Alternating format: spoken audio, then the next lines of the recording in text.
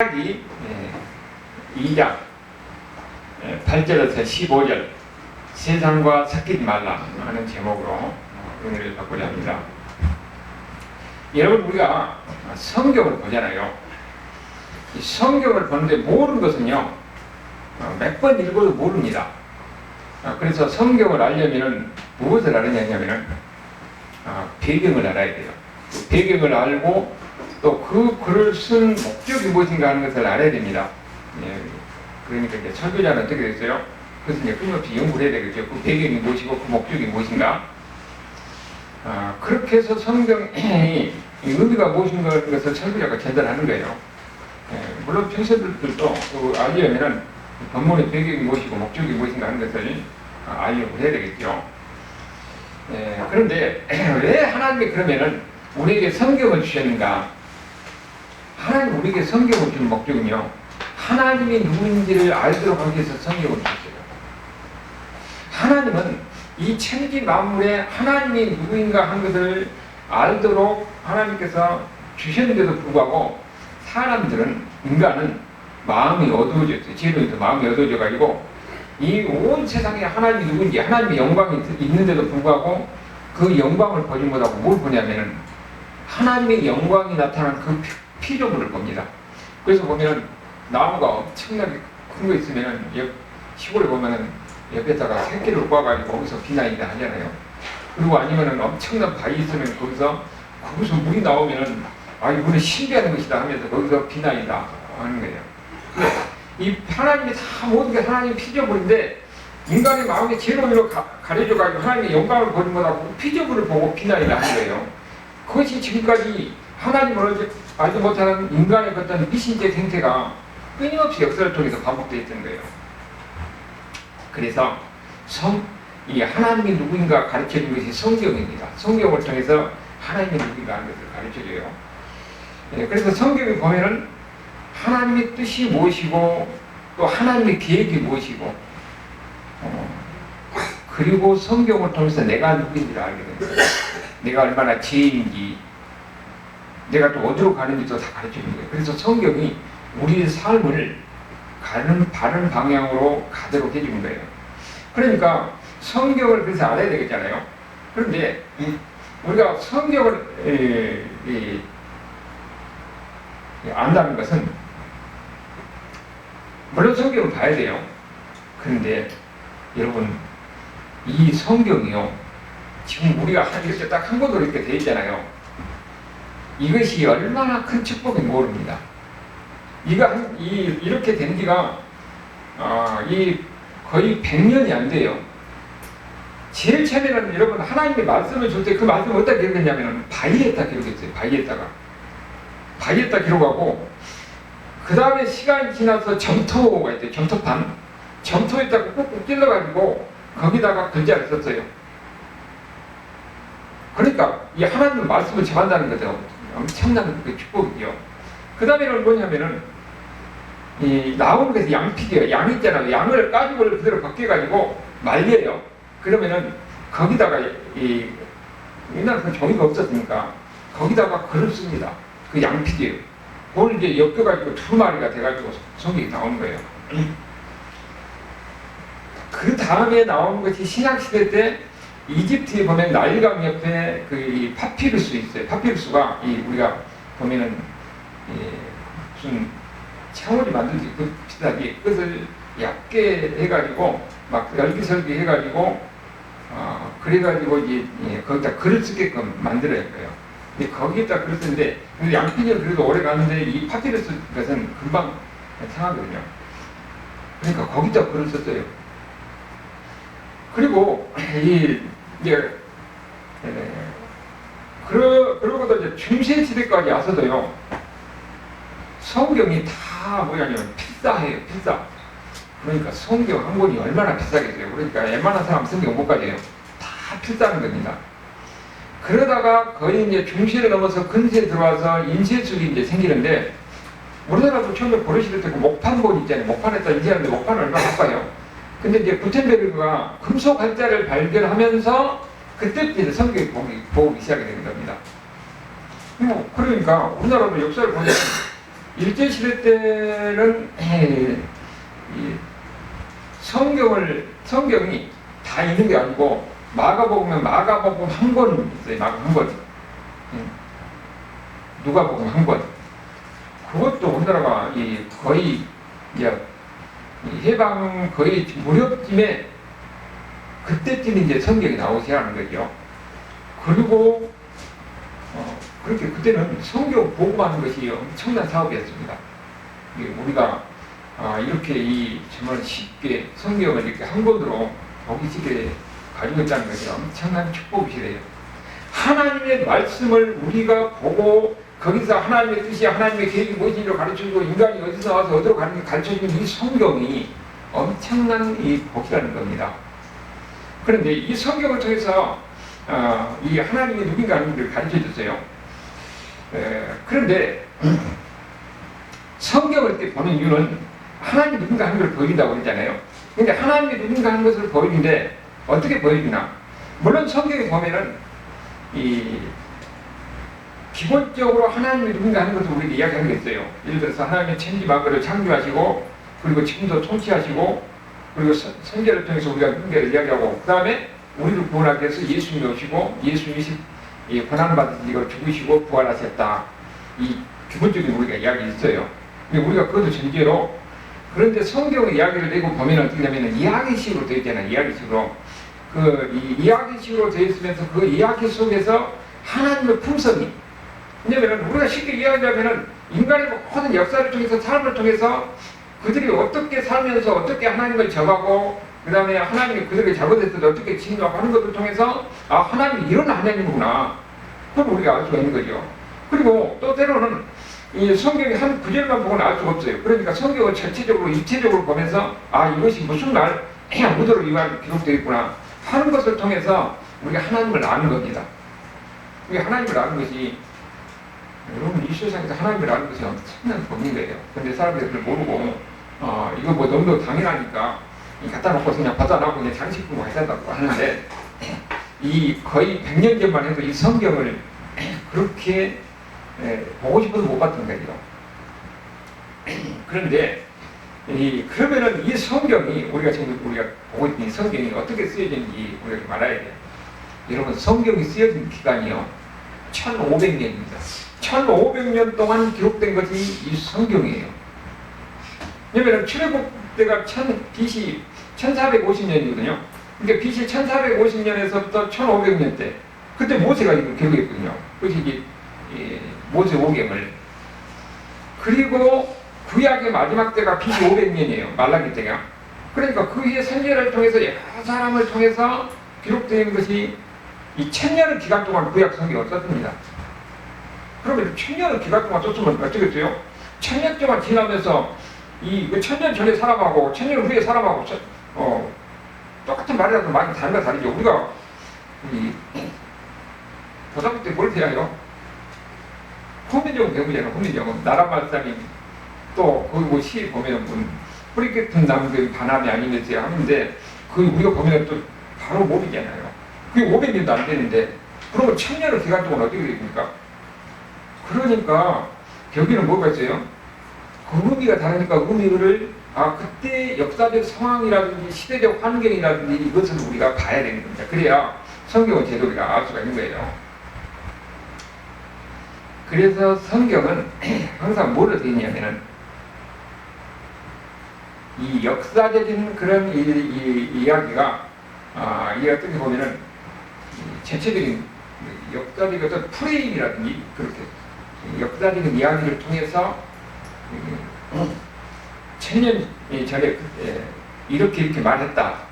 그러면은 지금 그 시대에 어떤 문화적 배경이라든지 처한 환경이라든지 이것을 연구해서 어떤 의도를 말했구나 하는 것을 우리가 알게 되는 겁니다.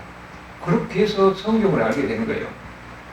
그러니까 성경이 어떻게 그냥 안다고 해서 무조건 이끈다고 해서 되는 게 아니죠. 그러면은 오늘 이야기는 지금 어떻게 됐어요? 이 사사기는 거의 여러분 이 구약이 그런데 신약은 어떠냐면은 신약은 이 AD 50년부터 100년 사이에 기록되어 있어요. 제일 마지막에 요한복음 100년 AD 100년 이렇게 되니까 그러니까 구약이 1000년하고 이 신약에 AD 100년 했다가 그 후로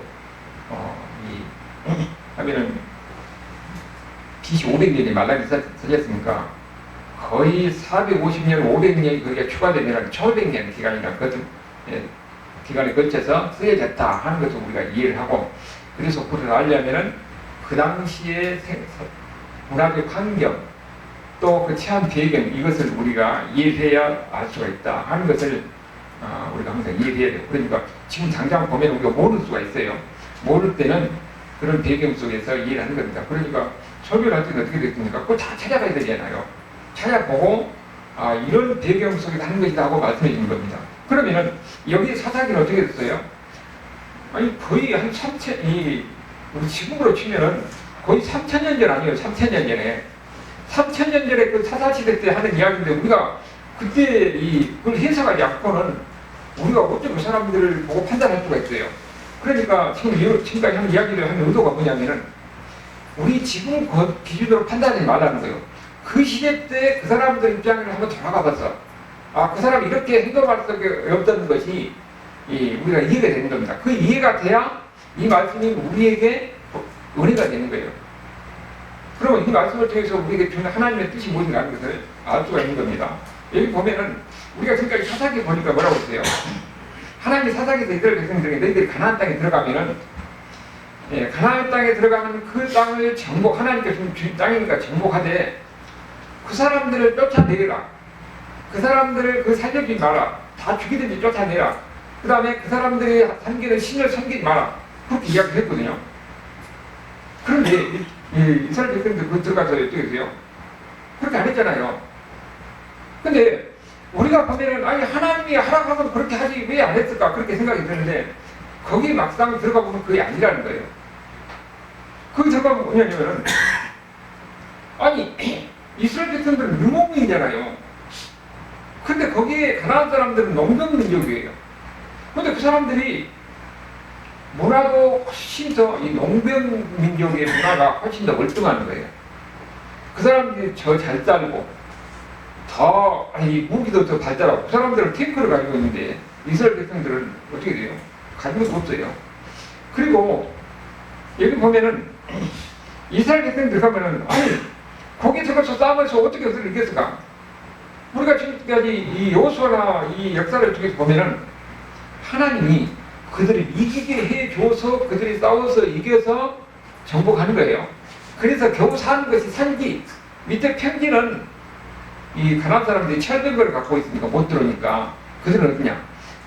거의 강원도 같은 이 척박한 땅 산지 쪽에서만 살고 있는 겁니다.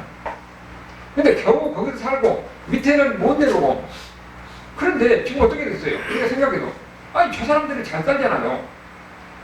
저 사람들이 잘 사는데 왜 잘 살고 하면 이거 관심을 갖게 되는 거지. 사람이라는 것은 문화라는 거거든요.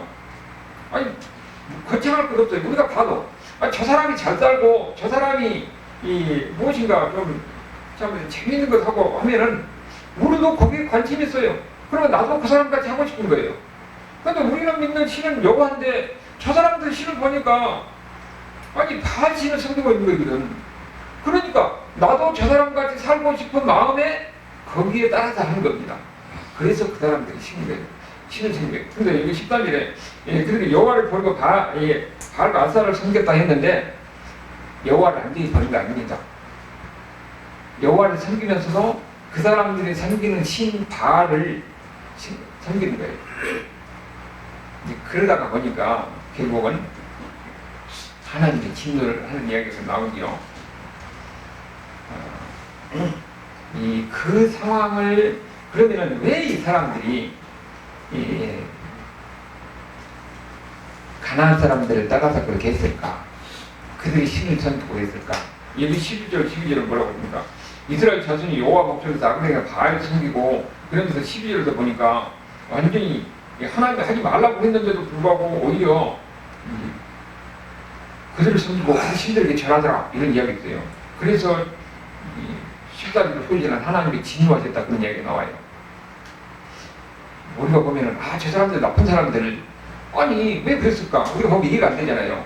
근데 그 사람들 상황에 들어보면 이해가 된다는 거예요. 그러면은 그 사람들 상황 같은 상황이 지금 우리도 마찬가지예요. 우리도 하나님을 섬긴다고 하는데 저기가 잘 살고 그러면은 저가 왜 그렇게 잘 살고 왜 그렇게 했는가 하면서 우리도 똘끼다면서 그 사람들 하는 방법대로 따라가요. 그러다 보면은 우리가 믿는 하나님에 대한 신앙이 얇아지고 다른 이방의 신들과 다른 이 무속적인 것 그런 것을 하게 되는 겁니다. 그런데 그러면 그 사람들이 섬기는 신이 뭐냐면은 여기 바알과 아세라라고 그러잖아요. 그러니까 이스라엘 신은 여호와는 유일 신이거든요. 천지 만물을 창조하시고 지금도 통치하는데 그분만이 유일한 신이라고 이 성경에서 하나님이 모세오경을 통해서 이야기하셨어요. 이스라엘 신은 또 그런 신입니다. 근데 다른 신은 어떠냐? 애굽에는 수많은 신이 있습니다.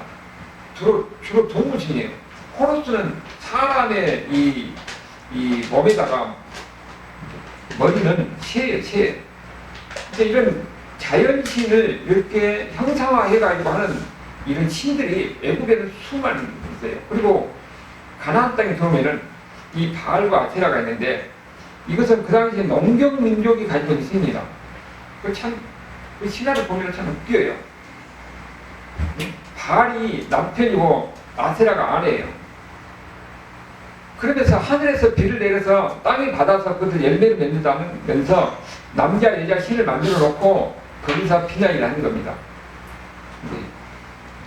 보면은 그것이 나중에 이제 굉장히 성격 타락으로 가고 그런 신을 섬기는 분위기가 그들의 생활상을 그렇게 만들어 가거든요.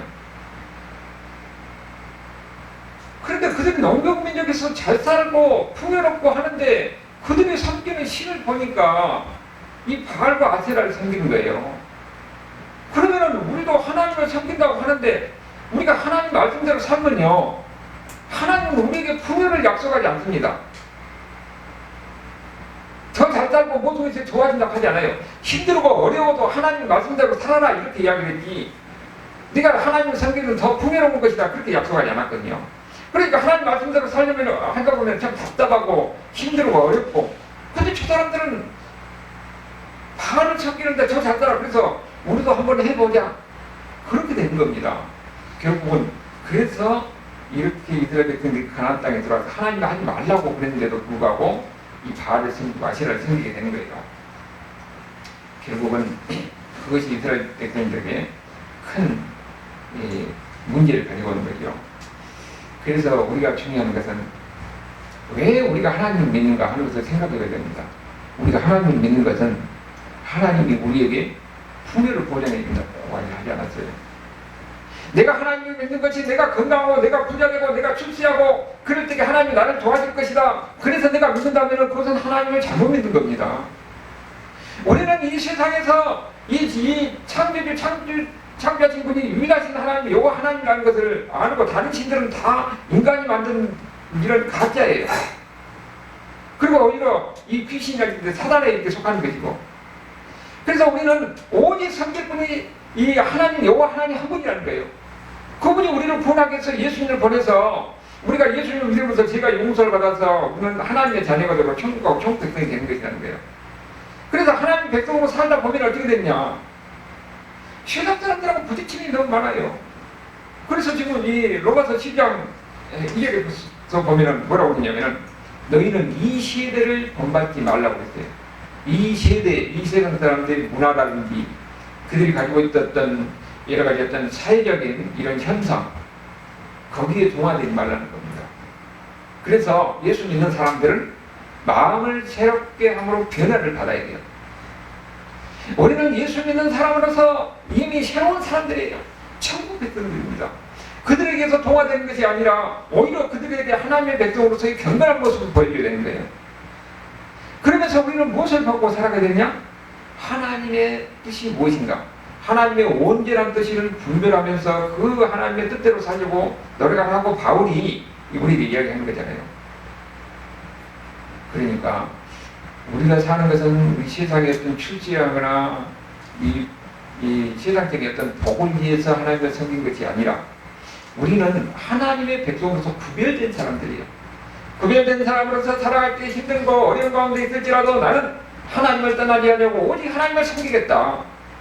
그럴 때 나중에는 궁극적으로 어떻게 됩니까? 이스라엘 백성들을 지킨 하나님이 역사하시고 하나님이 함께 하셔서 세우신 것을 그들이 경험하는 거예요. 그러니까 예수 믿는 사람들은 구별된 사람들이에요. 그래서 우리에게 자꾸 하는 게 뭐니까 지금도 문화라는 게 참 무서운 것이, 아니 이상하게 세상이 돌아가다 보니까 이 무슨 퀴어 축제 하면서 젊은들이 엄청난 이 열광을 하잖아요. 동성연애 하는 거잖아요. 그래서 저는 무지개 색깔만 봐도 너희로 이제 걸리던데, 왜냐면은 그 동성연애 그 마크가 이 무지개거든요. 한국 사람들 축제할 때 보면 막 무지개 하는 걸 하고 다녀요. 그 제약입니다, 제약.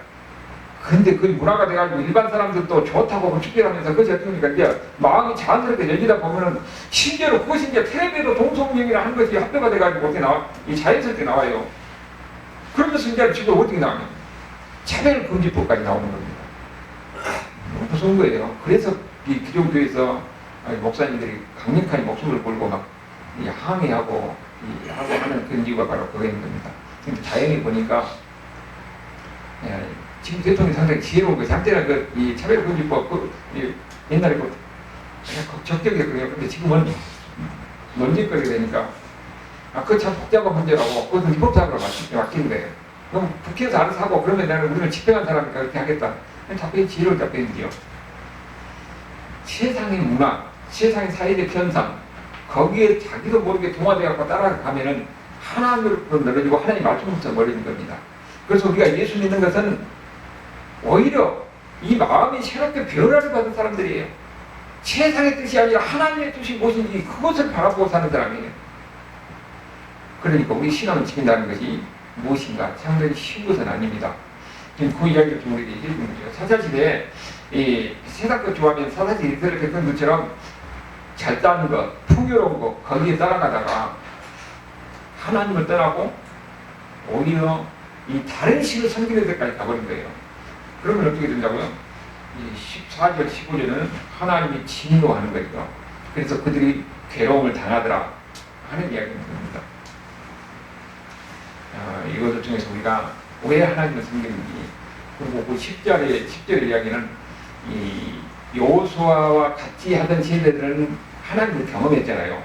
그러니까 하나님을 경험한 사람은 쉽게 떠나지 않아요. 그런데 다음 세대들, 그러니까 시간이 지나면 다 그 세대를 죽고 또 자식들이 태어나서 또 한 세대를 일고 또 한 세대를 지나고 그러잖아요. 그러니까 시간이 지나면 하나님을 경험하지 못한 사람들은 쉽게 하나님을 떠나는 겁니다. 근데 그 이야기가 되는 거예요. 그래서 우리가 신앙을 지켜나가는 것이 참 얼마나 어려운 것인가. 그래서 하나님을 경험하지 못하는 자식들을 위해서 우리가 부모로서 할 수 있는 것은 기도하는 겁니다. 그들을 위해서 기도하면서 그들이 하나님을 경험하게 해주시고 하나님을 알고 하나님을 잘 예배하면서 살아갈 수 있도록, 그것이 가장 복이니까 여러분도 그런 가운데서 하나님의 은혜 안에서 하나님의 택한 가정들, 하나님 택한 백성들로 살아갈 수 있기를 주님의 이름으로 축원합니다. 아멘.